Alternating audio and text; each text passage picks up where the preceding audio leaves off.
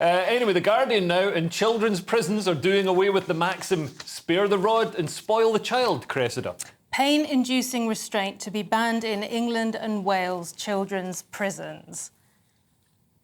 I'm amazed that had to be said. I had no idea.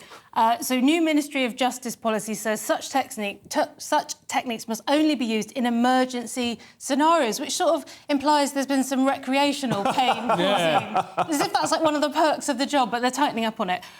So there was a review 20 years ago because a young man, I haven't got his name here, Adam Rickwood, he hanged himself 6 hours after he'd had a nose distraction. There's these specific... nose distraction? These are very horrible. euphemistic terms. It means a karate chop to the nose. Now, I don't know what he was doing, but it just... For a child? He was 14 years in. 6 hours later, he hanged himself and he left a suicide note saying, what gave you the right to hurt children? And 20 years later, this is being looked... You know, we're now... Policy is changing. Because it's not just the physical pain, it's the powerlessness and the humiliation that these children will feel. Well, this is it. So the point of this is that we don't want this happening as an intimidating... we don't want it as part of the culture. It's going to be just in specific scenarios when somebody's really in danger, maybe there's a danger to life, something like that. Yeah.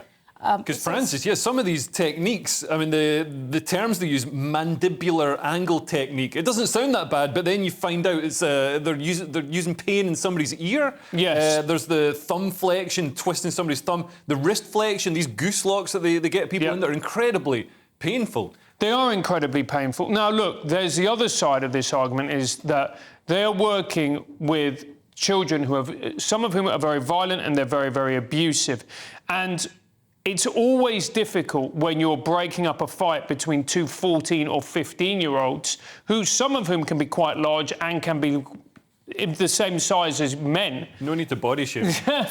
And trying to break that up. But I do agree with you. Wherever possible, restraint should be used that does not inflict harm on the person that you're restraining. Yeah, absolutely. I mean, common sense. Anyway,